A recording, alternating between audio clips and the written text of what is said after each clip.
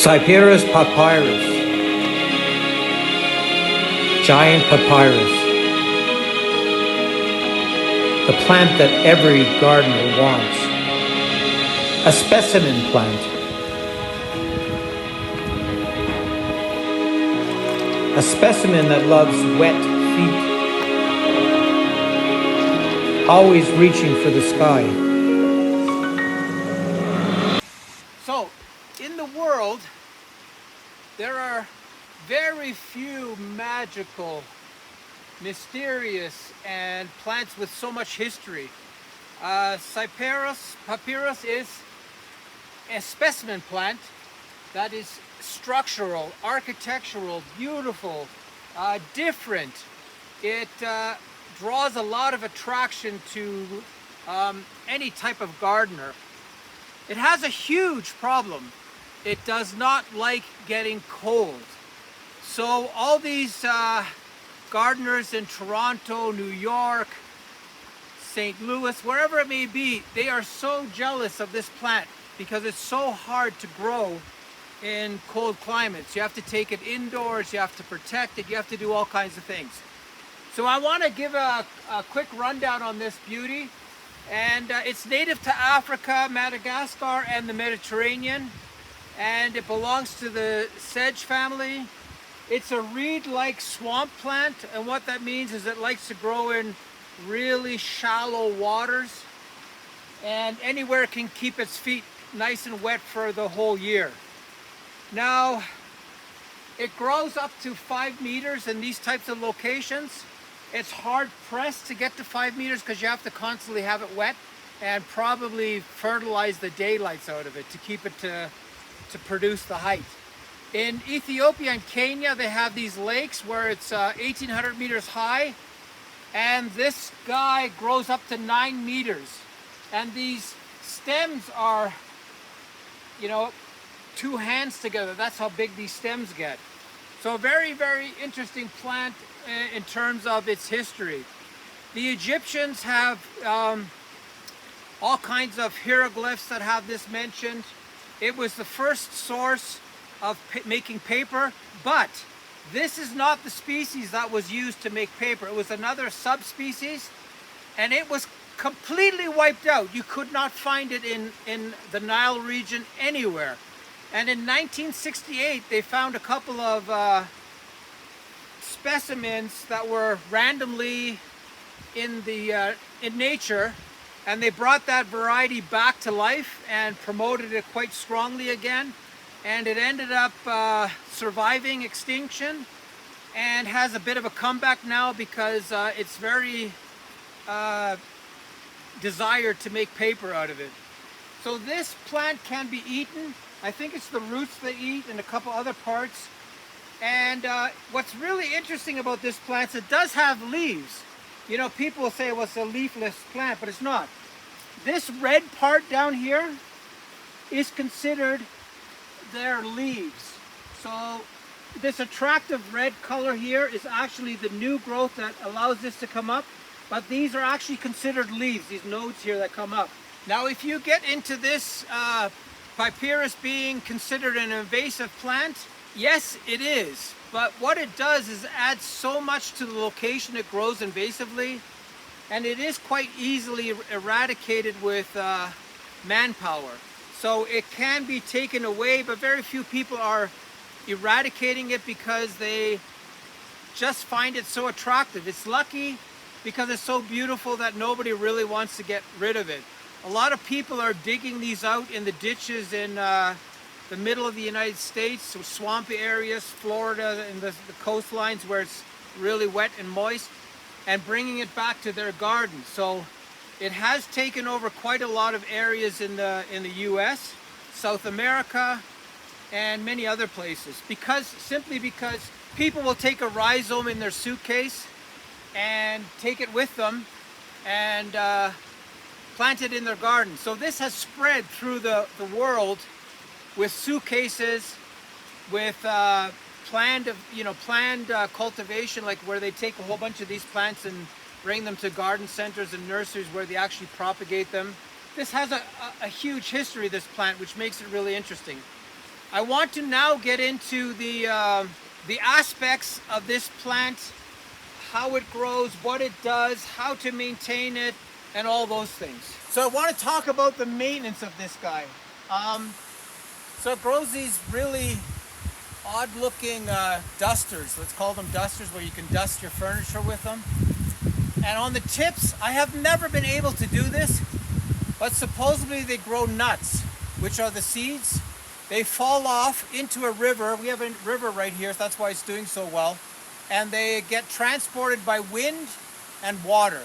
So that's how they propagate. And they also have this ability to create these rhizomes that they send out sideways. We have this supported in a massive cement planter, and that cement planter keeps this contained. Otherwise it would grow a lot bigger. Now the problem the plant has, or let's put it differently, the gardener has to pay attention to something very important, and that is the center growth dying. So this center yellow part, you have to dig down as deep as you can to get these dead pieces out. Otherwise the plant chokes itself out. I'll give you an example. I have a plant over here that has that problem. So here you can see these guys, they actually have organic matter. I have to clean all this out. But you need to take a pair of cutters and cut all this out as much as you can. And then they'll start to send out new shoots again. That's what you want, is new shoots to come through here again and rejuvenate themselves. They hate drying out. Not having enough water is the worst thing for them, so you got to be very cautious about keeping them constantly moist. Otherwise these guys will go yellow. And when they go yellow, there's no getting them to come back. They just basically, they're gone. They move beautifully in the wind. It's windy here a lot, so they're just swaying and dancing. So that makes them really beautiful. So if I were to take a knife and cut this right here and get this piece out, this rhizome out, or maybe even this whole piece, and put this in a new location, that's one really good way to propagate these guys, is by getting these complete rhizomes and put them into the ground somewhere else to start, you know, a new batch of them. This is about 2 years growth, so it goes very fast with these guys. Okay, so I'm going to show you how I propagate this papyrus very easily and very effectively. So what you do is you pick a lower one, a newer one. The lower they are, the newer they are in this setup. So you pick one like this, completely healthy. What I do is I get myself a piece of reed. And this is going to get a little bit heavier, so I want to support it a little bit. So I put a stick like this in the ground. I use this metal tape for ducting. You can use almost any tape you want.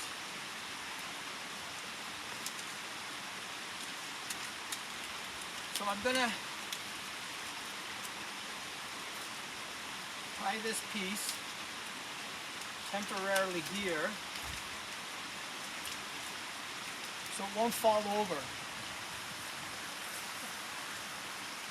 I'm going to separate this a bit.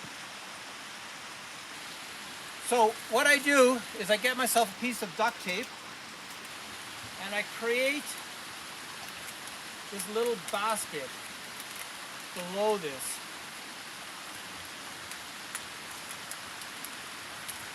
And I go around and I get to the other side and I create myself this little trough. And you have to have it open so that the dirt that we're going to put in there touches the very bottom of this. That's so important that you touch the very bottom. Make it nice and tight. And then I go a little bit higher with the next one.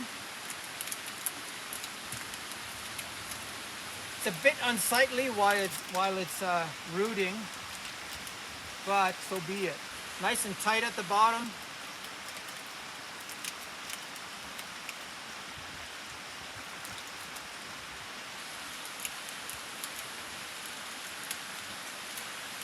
Make sure it's nice and joined correctly.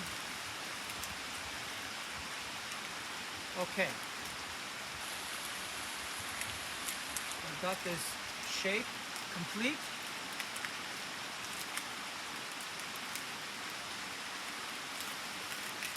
I separate it from the glue a little bit, from the spacing. Now I come in and I grab myself some really nice organic soil and I work it in. And it'll fall down into the space that I've created. Knock it a bit.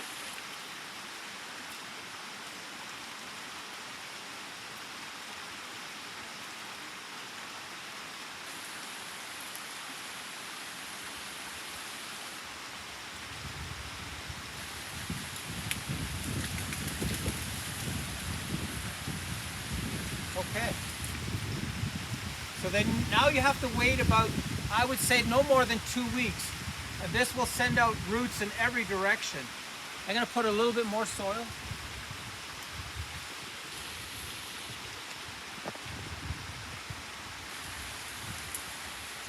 Okay, every time you water, you gently with your hands or a watering can, you put water in these things that you've made.